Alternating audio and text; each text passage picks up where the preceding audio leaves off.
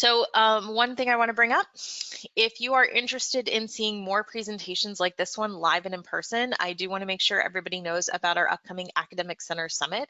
This is a 3-day professional development conference held near our company's headquarters in Orlando, Florida. It is geared towards academic center managers and employees.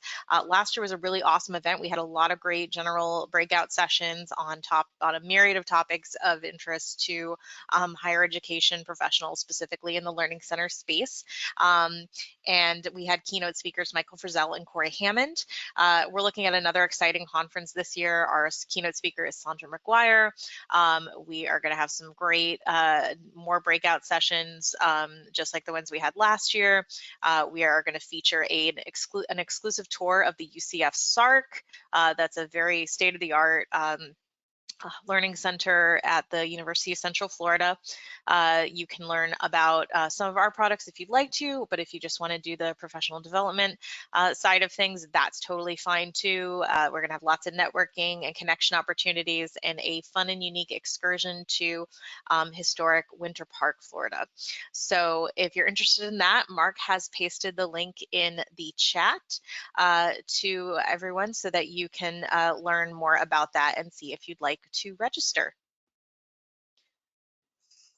So welcome to everyone to the latest webinar in our Engineerica Education Keynote Series. We are so pleased to be able to bring you this complimentary presentation. So for those of you who are new to us, Engineerica specializes in academic center management systems for higher education. So you may be familiar with some of our software products such as AccuTrack, Accudemia, and AccuCampus. And I do want to give a special welcome to any Engineerica clients joining us today. And for anyone who's not yet a client, I do want to let you know we are offering a complimentary trial of our most popular center management system, Accudemia, which is a cloud-based tutoring center support system. This is going to give you the opportunity to use it for an entire semester risk-free to see if it helps make management of your center and data collection any easier. And it's got lots of great tools for student engagement and tracking of student activity. So if you're interested, you can send me an email at rachelc@engineerica.com, and Mark has also pasted that email in the chat if you would like to learn more. So we started this keynote series for clients and contacts who wanted to learn more about best practices and trends in higher education. And each month we feature a distinguished speaker to talk about hot topics in the academic support field. We are still finalizing details for next month, so keep an eye on your email and on our social media channels for an announcement for when we open up registration for that. Should be very soon. And a quick introduction to myself. I'm Rachel Cook. I'm a client success manager with Engineerica. I was previously a learning center manager for 6 years, so I am also very passionate about higher education and student success, and I like to stay informed about what's going on. So these presentations are a treat for me as well. I also have with me my colleague Mark Kehoe. He is one of our technical support specialists, and he's here as my backup and to help with any technical issues that may come up during the presentation on your end or anybody's end. And finally, I am pleased to introduce you to this month's speaker. As Director of Subject Tutoring and Learning Support and Associate Director of the Higgins Academic Center at Randolph-Macon College, Director Morgan Merkel is dedicated to fostering academic excellence through peer-led support programs. Her responsibilities encompass the full life cycle of tutor and peer academic coach management, from recruitment and training to evaluation and professional development.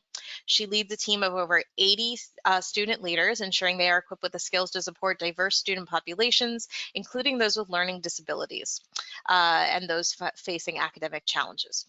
Her expertise lies in implementing evidence-based practices, such as universal design and metacognitive strategies, and in building strong collaborative relationships with faculty and campus partners. Utilizing data analytics, she consistently evaluates program effectiveness and strives to enhance student engagement through innovative outreach and communication strategies. In addition to her professional endeavors, she is a doctoral student at William & Mary and enjoys running and finding the occasional quiet corner in the chaos that is life with 3 sons. Morgan, we are so excited to have you here today. I am going to go ahead and hand things over to you and make you the presenter. Well, thank you so much. Thank you for my introduction. I will share my screen. Let me make sure I have the right screen. All right, make this I have so many tabs open. I'm sure everyone does as well. Well, please stop me. I won't be able to really be monitoring the questions. So if you see anything, please feel free to stop me. But like Rachel said, my name is Morgan Merkel, and I am the Director of Subject Tutoring and Learning Support at Randolph-Macon College, which is a small liberal arts institution right outside of Richmond. And I'm the Associate Director of the Academic Center. And so I wanted to give you a little bit of background on our size. We are a private, small liberal arts institution with around 1,600 undergraduate students. And so I say that because I know a lot of you guys have come from varying size institutions, whether you're community college or university. So as you are listening to some of the things that I've done in my space, obviously you'll need to think about scale and how that would be implemented in your area. And just a little bit about me, I started working in higher ed, actually in student affairs in the student engagement world. And I was there for about 6 years, and now I've been working in academic support for about 9 years. So I do like to say that I'm a student affairs professional living in an academic affairs world. I do think that there's room for both. Obviously, we can't distill student success and remove their engagement. I'm curious, what institution are you from? And then what made you interested in choosing this webinar? Okay, so let's start with which best describes your institution. We are seeing a high percentage of voting already, 77% of attendees. So let's go ahead. Yeah, it's holding steady there. So let's go ahead and close that poll, and I will launch the results. So we have 32% said community college, public four-year was 37%, private four-year with 31%, and 0% online university. So a pretty even spread across these three traditional types of institutions. And let's go ahead and share the next one, and that is what best describes your role at your institution. Thank you everyone for participating in that poll. We really appreciate the high percentage of participation there. All right, and I'm going to go ahead and close that because it's holding steady at about 79%. And let's share those results. So we are looking at 25% director, 5% associate director, 11% assistant director, 90% learning specialist tutor, and 41% other. So let me see if anybody wants to share what some of those others are. We'd love to hear a little bit more about what you do at your institution. I'm Sandra, of course, Director Emerita. I never can pronounce that correctly. I apologize. Academic advisor. Okay. And Learning Center faculty. Awesome. Tutoring coordinator. Okay. I think coordinator might fall under assistant director-ish, but let's see, admin associate, okay. Okay, so seeing some good responses, I will go ahead and hide that, and let's see, I think, do I have to give you back control of that? Nope, you're all good, okay. Perfect, so can you see my what is the problem of practice? Yes, I can. Perfect. Okay. Well, thank you all for your feedback. It helps me kind of think about what hiccups you might, what bumps in the road you might experience as you're looking to implement some of these practices in your area. So for us at Randolph-Macon, our problem of practice where we were noticing gaps in foundational skills in the students entering Randolph-Macon. Many of our students, we were noticing that they were entering with gaps in essential skills such as their time management, study habits, critical thinking, and self-monitoring. And those gaps were hindering their ability to succeed at the college level. So we also noticed they had a need for self-directed learning. College level work often requires students to be self-directed learners, which can be challenging for those who are used to more structured environments. We noticed that they were experiencing a lack of sense of belonging. We do new student orientation and transitions is in the academic center, so we do survey our incoming students, our first year students, and they were reporting that they felt a lack of sense of belonging. they were mentioning they wanted to connect with their peers, but they weren't sure how to find it. And then finally, we just noticed an overarching theme of less preparedness in this group. So my hope today is when I'm talking about accountability groups, I'm hoping that it can help your practice by providing a structured framework for individuals to set specific measurable goals and tasks and track their progress. I'm also hoping that you can leverage peer influence to harness the power of peer accountability for positive change. Post-pandemic, students are not, at least in our orbit, we're not seeing students creating study groups like they once did. So accountability groups can create a space for students to accomplish their least favorite tasks with the guidance of a trained professional or peer, and in the company of other peers with a common goal. And finally, accountability groups provide additional opportunities to support students without creating more work for the practitioner, and in some instances, it streamlines the practitioner's work.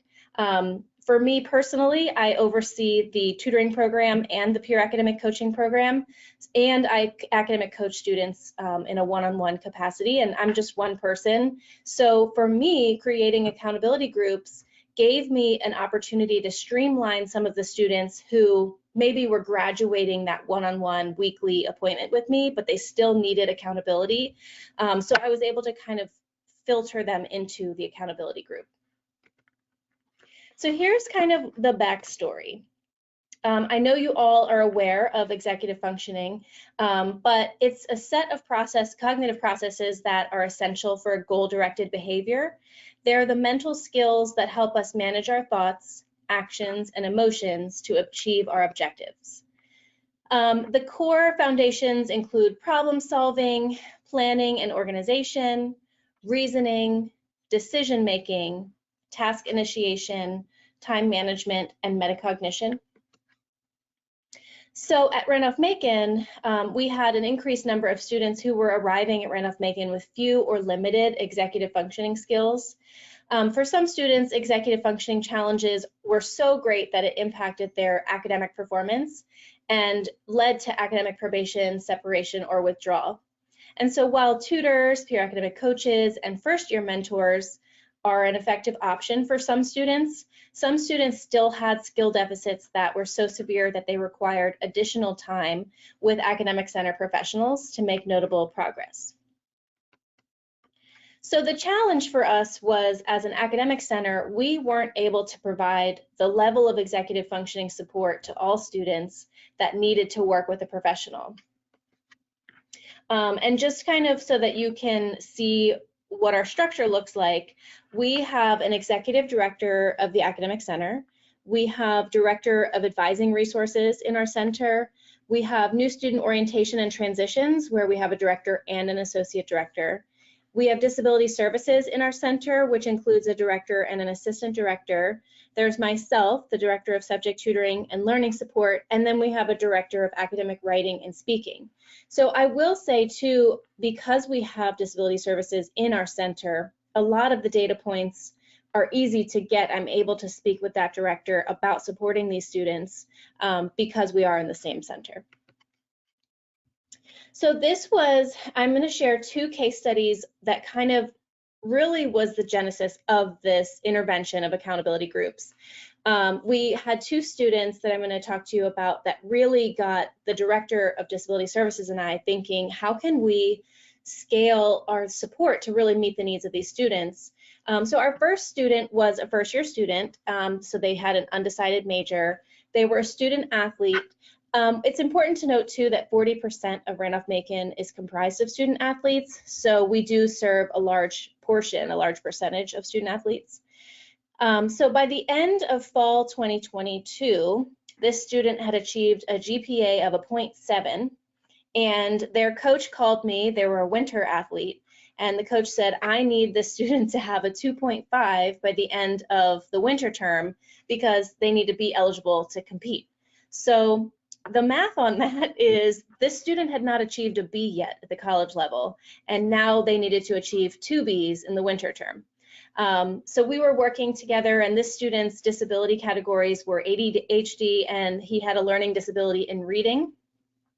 And his functional limitations were in focusing, concentrating, learning, meeting deadlines, organizing, processing information, reading, time management, and writing. So I spent a good amount of time with this student, and all of this information the student has consented to us speaking about. But I spent a good amount of time working with the student, and it was not progressing. And so I, with his consent, met with the Director of Disability Services so that I could have more efficient time spent with him. If the Director of Disability Services could lay out what his limitations were or what his disability categories were, then I felt like I could be a little bit more directed with my support. So over a course of 4 months, he spent 14 hours with me, 10 hours with an academic coach, 4 hours with a writing tutor, 1 hour with the Director of Academic Writing and Speaking, 6 hours with the Disability Services staff, 1 hour with myself and the NCAA representative. We were looking at maybe reducing his course load so that he didn't have to juggle as much, but then he could still maintain his NCAA credit, being able to play his sport. 2.5 hours. It took me and the Director of Disability Services 2.5 hours to discuss where he was on the bell curve, what his challenges were, what his strengths were. And so we did discover that while he had some learning disabilities in reading and writing, he was above the average for his math scores. So we met with our Director of Advising Resources and made sure we could place him in courses that only had 1 course of heavy reading, and then maybe 2 of those courses were more math-centric courses. And then that's obviously not including the amount of time he spent with his athletic coach. So that was it was more than 41 hours spent on this student in 4 months. Our second student was a sophomore when she came to me and also was undecided, and she's now graduating this year as a business major. She is a student athlete as well, and she came to me with the opposite challenge. She had finished her fall semester with a 1.29, but then in the winter term achieved a 1.0, so she lost her ability to compete in her winter sport. So this was her first time being placed on academic probation. She was registered with Disability Services, and her disability categories were math and reading. And then her functional limitations were calculating, focusing, concentrating, learning, memorizing, processing information, and reading.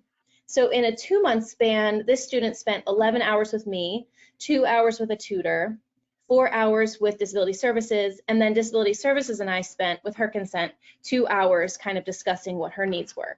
So that was 20 hours in 2 months.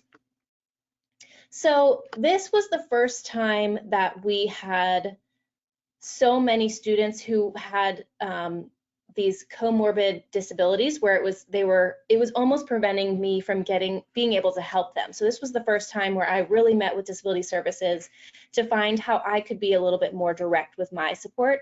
But we realized the overarching theme was we needed to create opportunities for body doubling within our current support structure. So at first we had these students meeting with myself and the Director of Disability Services so that they had 2 touch points already in that week. Then they also had a peer academic coach, and they had a tutor, and they had their NCAA varsity coach, but we still needed to come up with a hierarching solution. Body doubling is, the methodology of body doubling is a productivity strategy used by individuals with ADHD, ADD to finish uninteresting tasks while having another person beside them. This person is the body double. The body double's duty is to keep the individual focused on the task at hand to reduce potential distractions and increase motivation.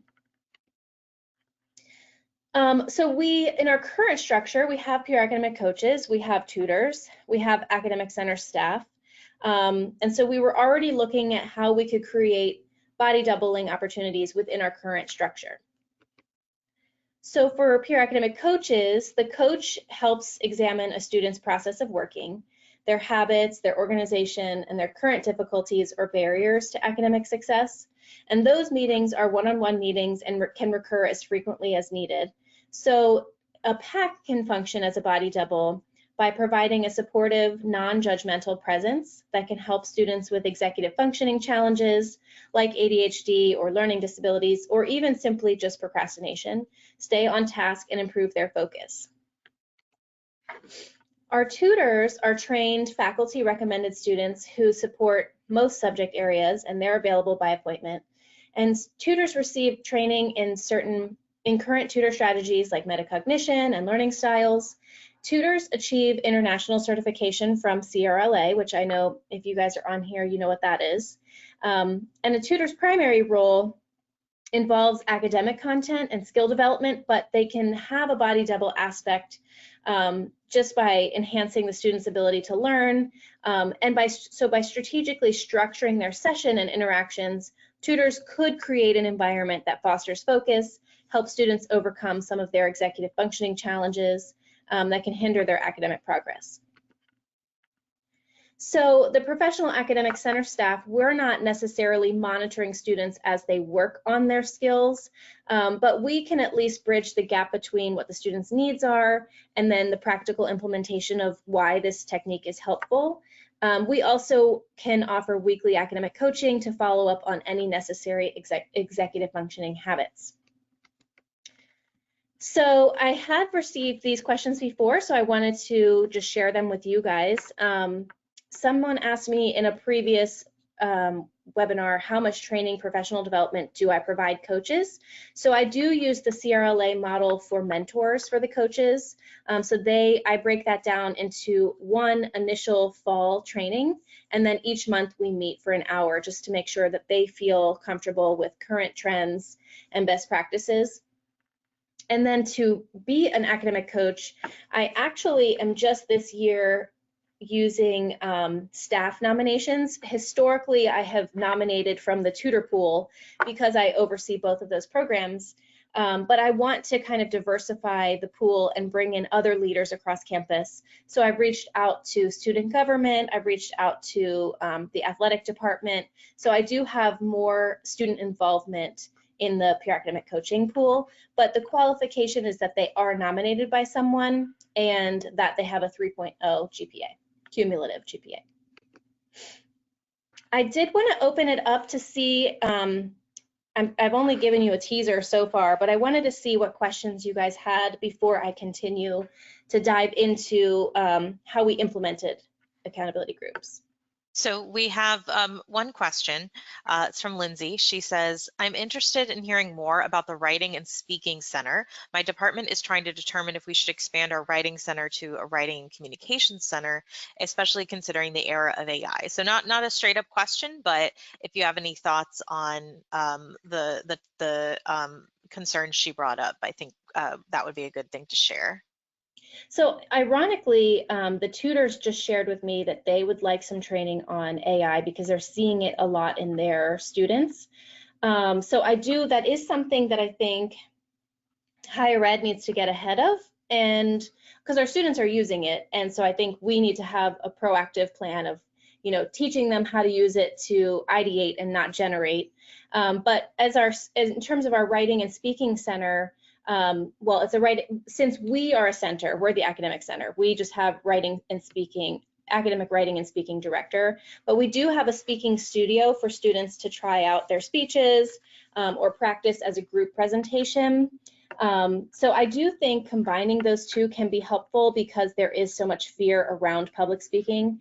Our director was sharing with us, and I forget the percentage, but he was saying a large percentage of students will boycott their their assignment to give a presentation, and they'd rather accept an F than give the presentation. So I will say too, it's nice to combine it, at least at our size school, because the speaking studio isn't used as much as writing tutors are, and we do have speaking tutors who can give them tips on, your body language and if you're fidgeting and how can you present a little bit better.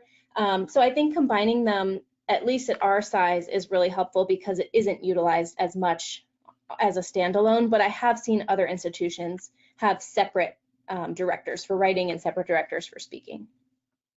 Okay. So I hope that helps. Yeah, I think so. And Sandra asks, what's the demographic makeup of the school? What's the demographic makeup of the coaching pool? Okay, so we are a PWI, which is a predominantly white institution. We don't have, I don't know the percentage of all of our groups on campus, but I will say that is something that has been really important to me, that our tutor pool and our coaching pool represent the student body. So I make an intention to make sure there's representation of all student groups, all student involvement, all student representation. And I even do have some different learning abilities. So it's not like you have to be neurotypical to be a tutor or an academic coach. So I do try to make sure everyone is represented. Everyone can see themselves in the tutor pool and the peer academic coaching pool. But understanding too, we are a PWI, so it is still going to reflect around the percentage of what the campus is as a whole. And that looks like, thank you, that looks like all the questions we have so far.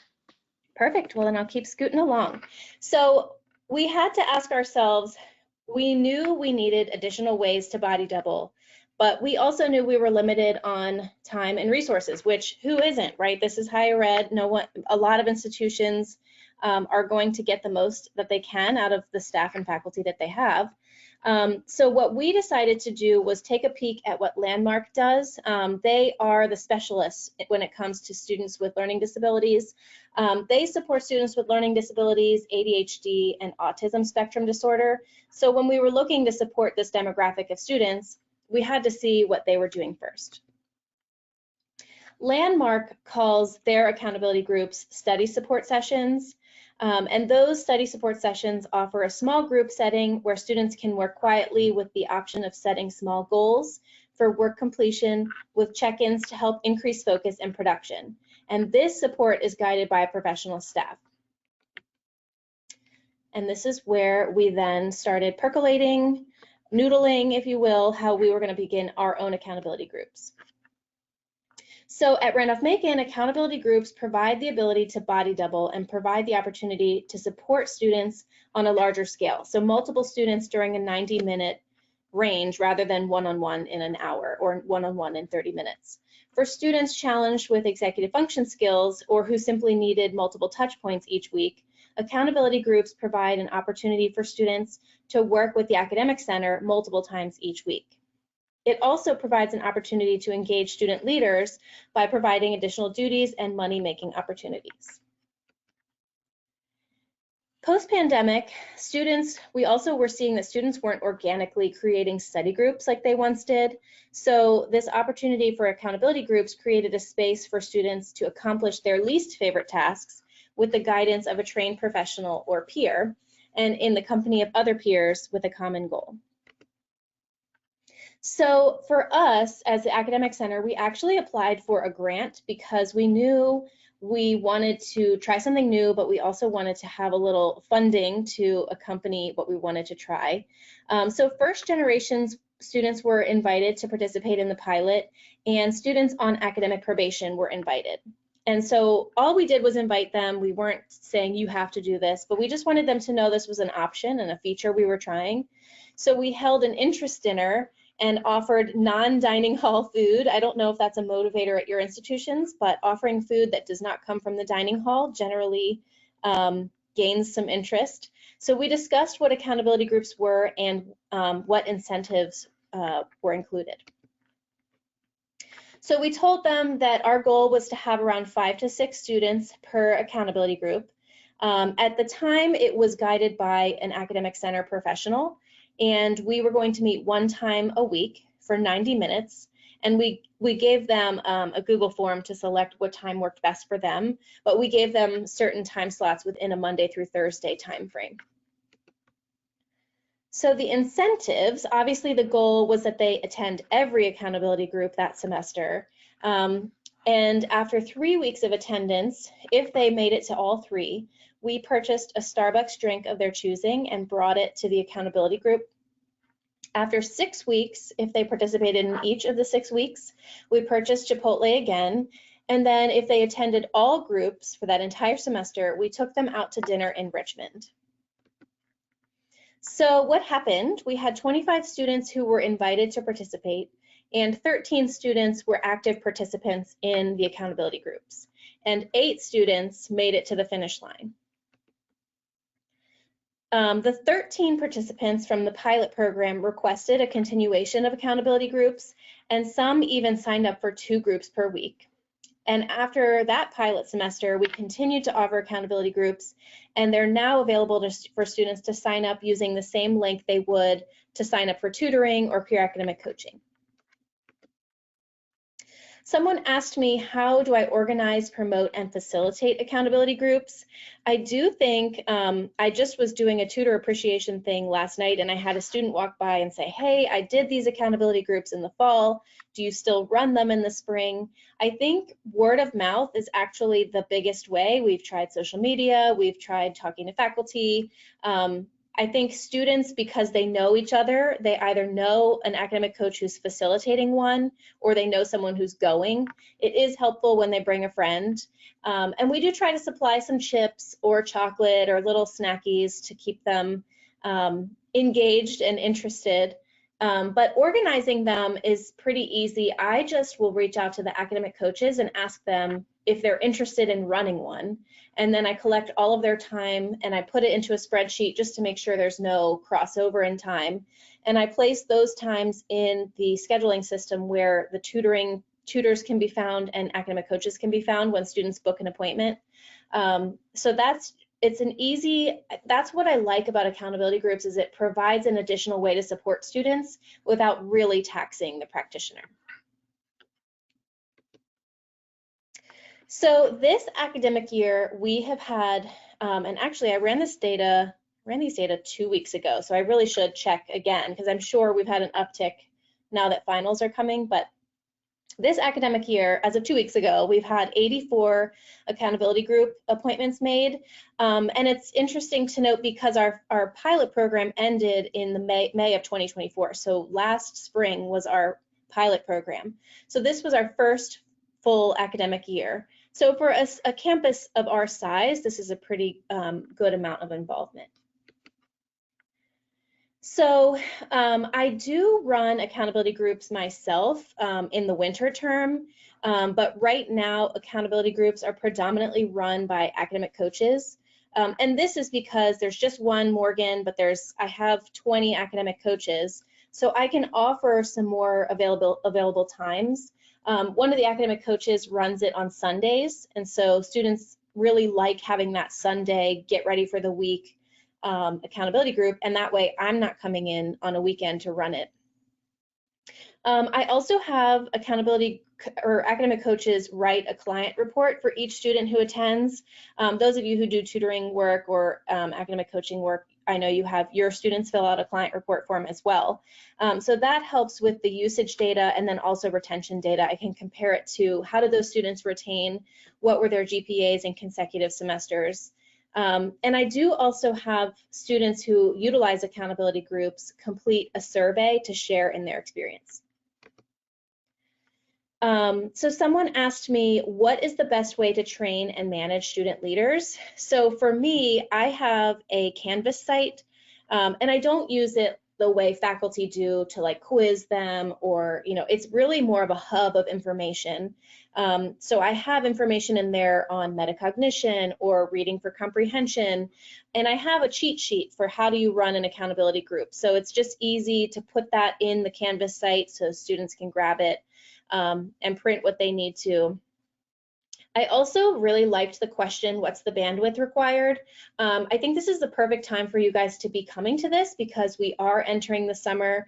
I don't know what your workflow is like, but for me in the summer is when I usually plan for my fall. So I think it's a perfect time for you guys to have this after action review. What does your center need? What does your student body need? Do you have student leaders who would be interested in this work? And then ultimately, you just have to organize it and then let it roll, whether you're running it or you're having student leaders run it. The goal for me is not to tax the practitioner. If I were queen of the land, it would be supporting the work you do and buying you some time, so that maybe if you have some students who really have kind of graduated needing you every week, you still can have a check-in with them without it being a one-on-one. You're now meeting with, 5 of them. You're still doing a one-on-one check-in point with them, but then they get to do some work with you as a facilitator. And I'll talk about the layout of how we run accountability groups in 1 second. So the structure of accountability groups, like I said, they're 90-minute time blocks. And the coach or you as a practitioner, whoever's running your accountability groups, would check in with each student that's there to help them set their goals for that session. Sometimes their goals are pretty large. They'll say, okay, in this 90-minute session, I want to finish my English paper. And I'll say, okay, well, did you start it? And they don't have any of their references yet. So it's really about helping them set goals that are SMART goals that can match the time that they have. And I think that's helpful too, because sometimes students don't even really know how much time it takes them to complete each task. So it does kind of give them some metacognitive, you're kind of giving them a teaser, a metacognitive teaser. And once they've all checked in and they complete their work, once they've all checked in, they can then go and complete their work. And some might ask you to hold them accountable to not looking at their phones or not checking certain web pages. So you guys can negotiate that. Again, it's really for them. So if they're saying, hey, please make sure I don't check Instagram or TikTok or this web page that I like to do my online shopping, it isn't for a space of judgment, but it creates a space for them to say, hey, I know I'm going to look at this, and if I feel like you're watching me, I won't do it.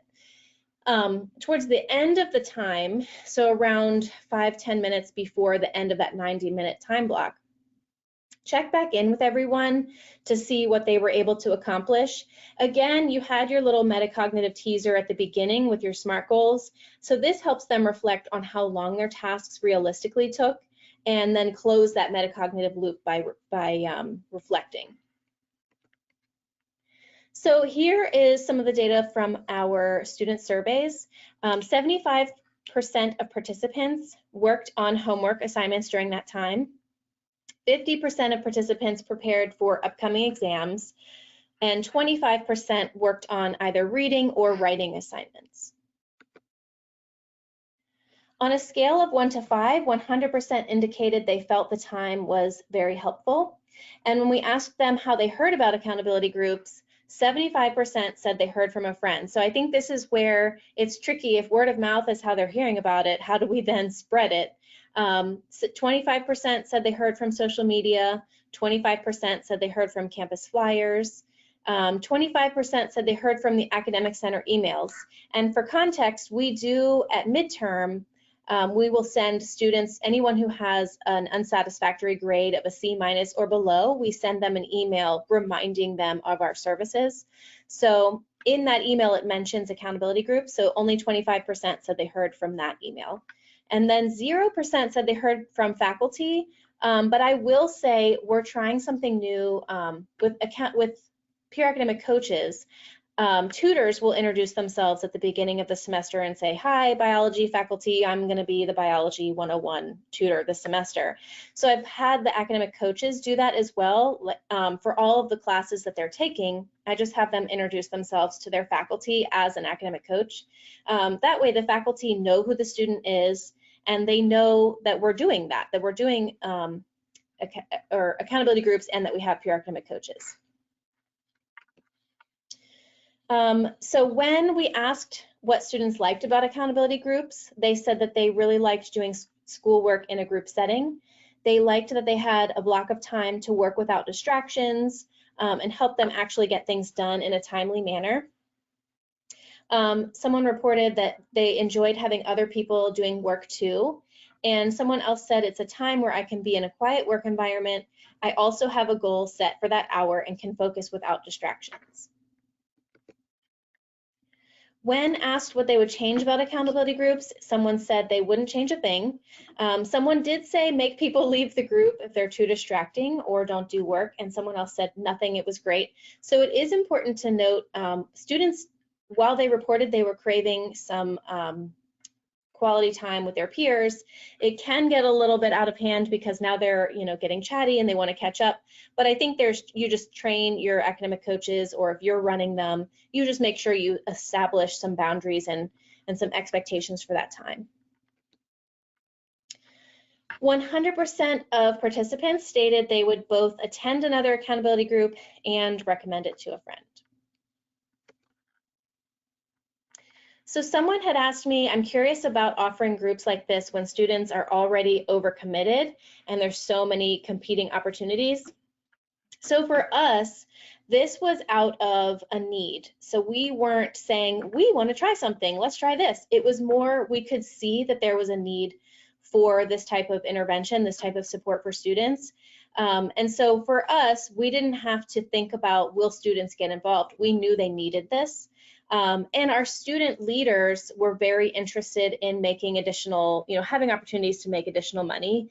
But at the same time, I have 20 academic coaches and I only offer around 5 accountability groups. So again, you can share that with your student leaders and see who's interested. So you're not necessarily overtaxing them. What coaching accreditation do coaches have? And if none, why not simply call them mentors? I thought that was an interesting question. So for us, again, we use the CRLA mentoring accreditation, but we call them coaches actually because they wanted to be called coaches. I let them pick what name they wanted. When I started peer academic coaching at Randolph-Macon around 7 years ago, I guess it was, I did let them vote on what they wanted to call themselves. I like the name coaches because I think mentor can have any range of, it's all about how students interpret the name. I think coach really lends itself to, I come to this person and they help me get better. They help me work on these things. And who knows, that could just be our campus demographic because we do have such a high percentage of student athletes. They do really seem to resonate with the term coaches. I think we've tried the word mentor before, and I don't think that necessarily, we don't have as much involvement when we have them called mentors, but I think you just ask your student body and ask your student leaders, and they can give you a window into what their peers would respond to. So as a quick recap, students at least here, weren't finding study groups the way they used to. So accountability groups can act as a study group in that it's a place for students to do work in a space where they have their peers also. They have that fellowship of peers. Peer academic coaches or professionals can help guide students on how to use that time and set actionable SMART goals. So I know some coaches will say, hey, your grades aren't where I want them to be, you're going to go to study hall. And I don't think our students today know how to utilize study hall in a way that's actually going to get work done and be productive the way I think we want them to. So what I like about accountability groups is it does also offer that guidance of how do you set goals? How do you use this time? What does that look like? And finally, accountability groups provide practitioners the ability to work with the students on their caseload without needing to do one-on-one every time. I don't know what the criteria are for you at your institution, but I do think if you have that wiggle room, if you have that autonomy, it should help you spread the wealth of your time so that it's not one-on-one with every student every time. Accountability groups provide a structured framework for individuals to set specific measurable goals and track their progress. Leveraging peer influence can harness the power of peer accountability for positive change. Accountability groups provide the ability to body double for students without requiring much more time or resources. Post-pandemic, students are not creating study groups, like I said, so accountability groups create a space for students to accomplish their least favorite tasks, or with the guidance of a trained professional or peer, and in the company of other peers. When I'm running accountability groups, I also work on my tasks that I don't want to work on, so we can all kind of be in that space of doing things we don't necessarily, that's not our favorite task. And finally, accountability groups provide additional opportunities to support students, hopefully without creating more work for the practitioner. And I would love for it to streamline your work. So I'm curious what roadblocks would prevent you from starting accountability groups at your institution, and what is something that you could take from today to initiate this semester? Well, I guess you can't initiate it this semester. What is something you would want to initiate in the fall? All right, we'll see if any responses come in there. Feel free to put your responses to that in the questions box.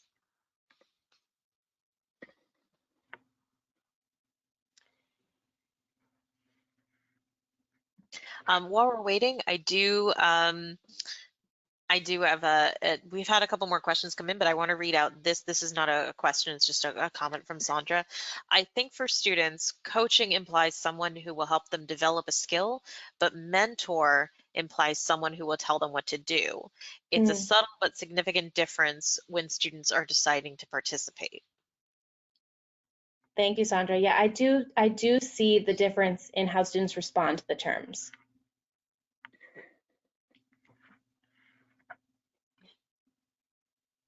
Let's see, I'm not seeing any responses come in quite yet to those two questions. We do have some questions in the question box if you'd like to take one or two of those while we're waiting. Yeah, sure. Let's go. I just wanted to ask some teaser questions, but hit me with the questions you've got. Sure, no problem.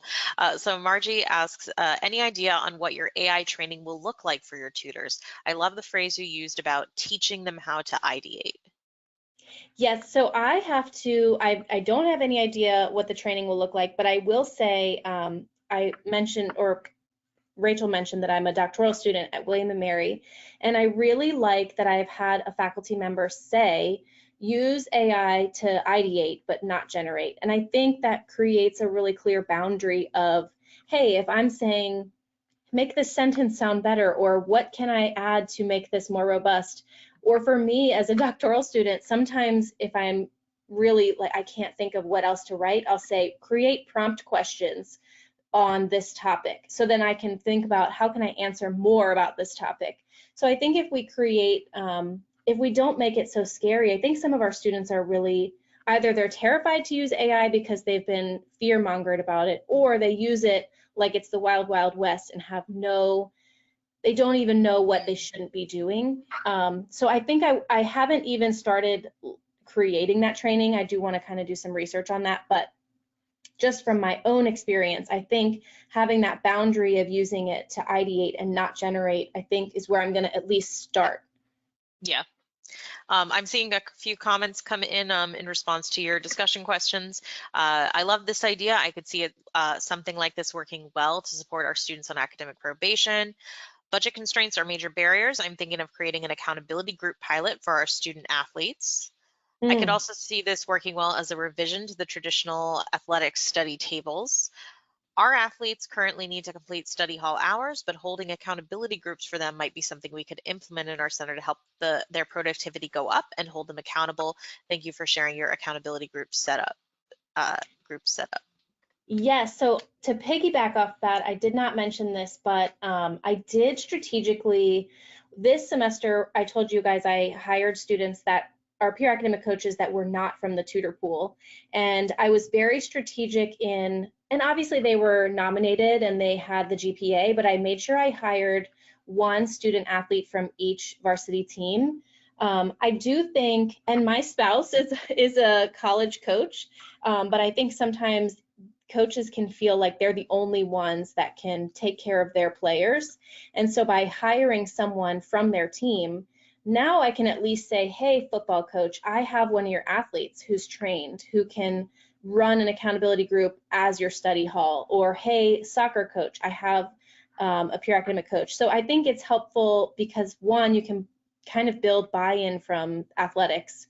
And two, even if they don't send their student to the academic center, they can at least plant that academic coach in those rooms where they're doing the study hall, so that hopefully they can have better production from their athletes. Because again, if they have study hall and it's not monitored, that's not, or even if they just think going to study hall without a structure, that's not going to be helpful in today's world, maybe the way it was, you know, a few years ago. Awesome. And the next question is, have you tried running accountability groups through virtual platforms?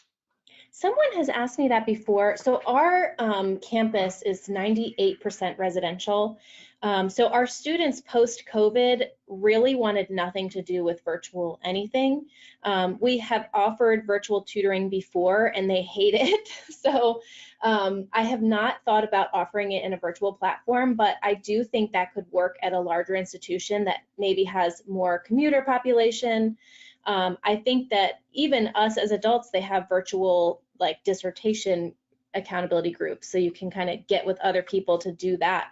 So I think depending on the school that you have, I think it absolutely could work. I just don't think it would work here, but I think that could absolutely work. Awesome. And then our next question, Sandra says, this is fantastic information. Thank you so much. I love how you've developed this resource for students. Since students are asking for accountability groups for subsequent semesters, is there any effort to teach students how to wean themselves from needing the group? In other words, how to become their own accountability partner using strategies for developing self-directed independent learning? Yes, and that is definitely something I'm even trying to do that on a larger scale, like with the tutoring. I try not to offer 300 and 400 level tutoring courses or subjects that are 300 and 400 level. I do really want to wean them off of using us. And so I do try to talk to them. If they find that accountability groups are helpful, I try to ask them who in your life could be an like someone that could hold you accountable. So whether it's, hey mom, I'm going to do my homework at this table from this time to this time, or hey roommate, best friend, whomever, boyfriend, girlfriend, partner, this is my plan for how I'm going to spend this time. So really forcing them to articulate their goal to someone else, because even though that person isn't necessarily going to judge them, just the art of knowing I've said this out loud to someone, they now know this is my plan, I have to do it. So I think we do try to teach students after us, how do you find what holds you accountable? So it's really just getting them to reflect on their own motivation and what makes them tick. Are they someone who likes rewards? So, okay, I did this thing, I spent 90 minutes on my homework, I'm gonna go buy myself a Starbucks. Or I have some students who are more motivated by fear. You know, I did this thing and if I don't do it, my mom will know and now, you know, I'll be in trouble or my coach will know. So I think ultimately tapping into how do I learn and what motivates me, and kind of creating those like brain hacks to make them do the thing that they don't want to do. Awesome. And next we have, how do you check in with everyone at the beginning or an end of a session individually, or do they share out as a group? So they do share out as a group. I just kind of go round robin clockwise, you know, but usually it's around 4 to 5 students. And I'll do it as they trickle in, so they don't all obviously come at the same time, they're kind of trickling in. So as they trickle in, I'll check in with them. And I do think it's nice. I could see when I first got here, tutoring was not centralized. And there was a fear that if students saw each other getting tutored, that they would feel outed. But I do think there's a sense of hearing what your peer is working on also makes you feel like, oh, this is what I'm also working on.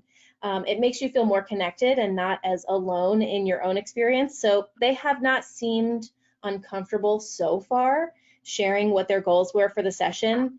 My office is right near where we have accountability groups, so if on the off chance they do need to talk about something privately, we can scoot to my office. I'll just have them wait till I go around to everyone. But usually everyone just shares one by one what their plan is, and then we all get to work. Awesome. Let's see. Oh, I'm on a campus. The next question is, I'm on a campus with a high percentage of online learners. Have you ever offered an online or hybrid variation on the accountability group? And I know that in the earlier poll question, we had asked what type of institution, and nobody is from a purely online university, but I know that online learning is still a big thing in many schools. I really think it would provide more accessibility if you had online accountability groups.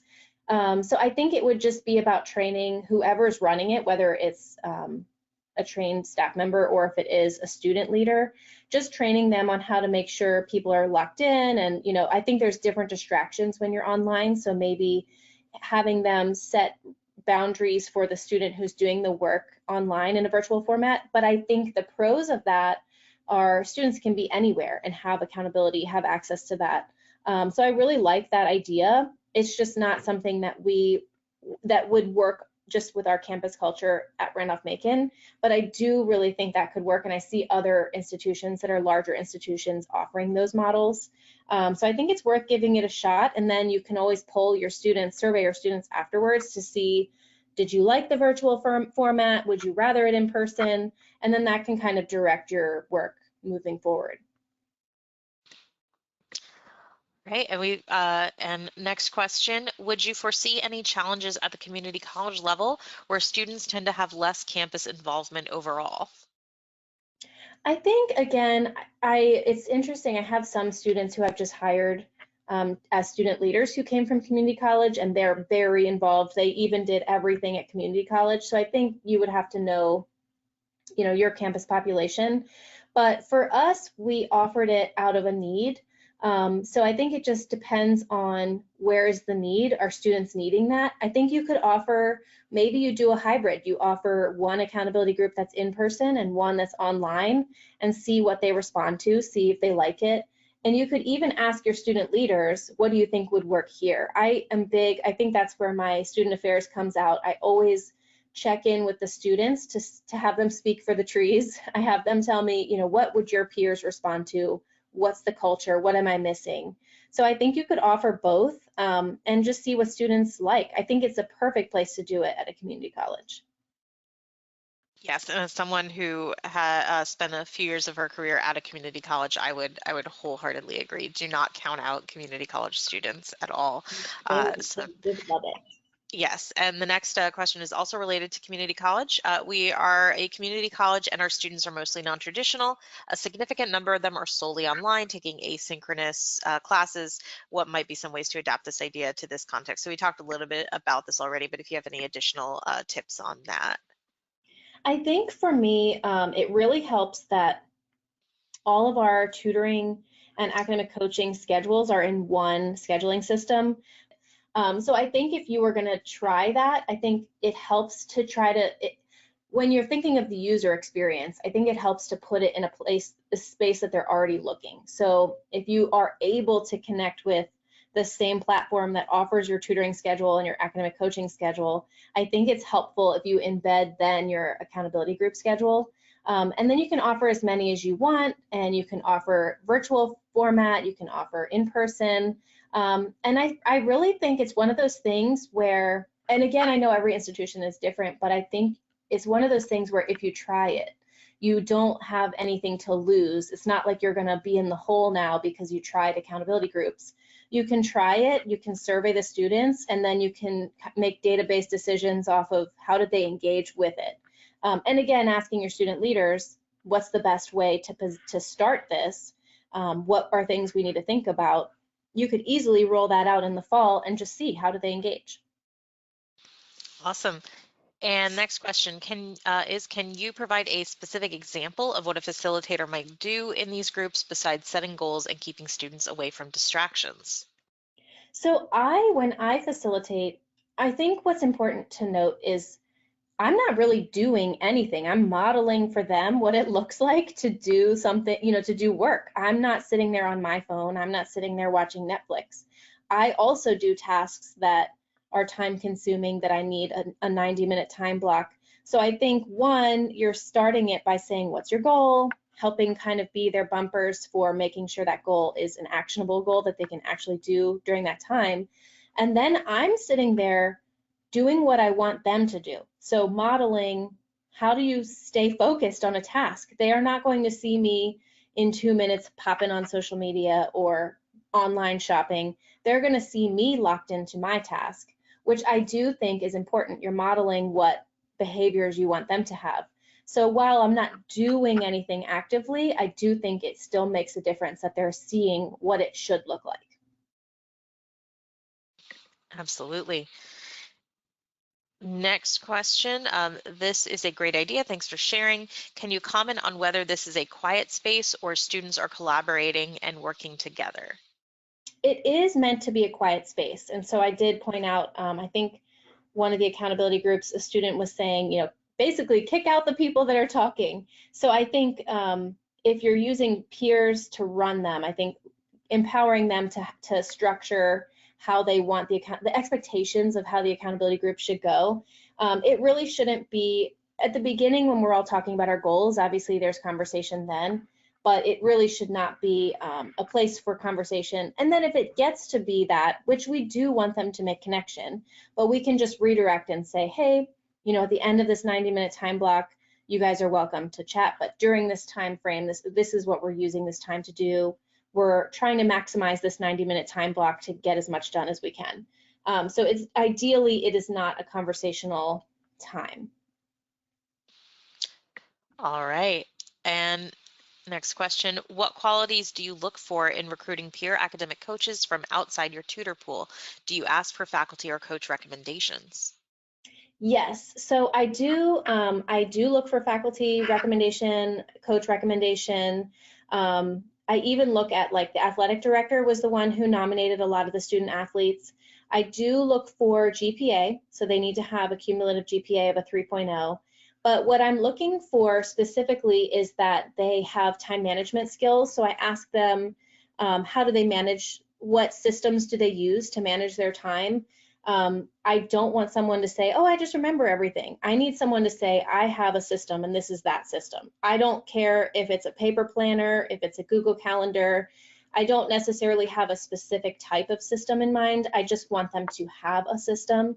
And generally, these are student athletes who have figured out how to prioritize their academics while also being an athlete. So that's where the GPA comes in.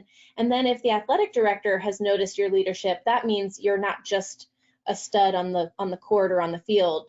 You also are showing your leadership outside of there. But I do ask faculty for nomination as well. So truly, whoever they're nominating, then I start looking at what is my need in terms of the demographic. I don't want all women, I don't want all men or all volleyball. I want really a sampling from every involvement, every demographic. So that's also what I'm looking at too. Awesome. Let's see here. Oh, you may have already shared this information, but how many full-time staff do you have and how many peer staff? All right, so let me, I think, okay, 1, 2, 3, 6, 7, 8. We have 8 full-time staff in our academic center.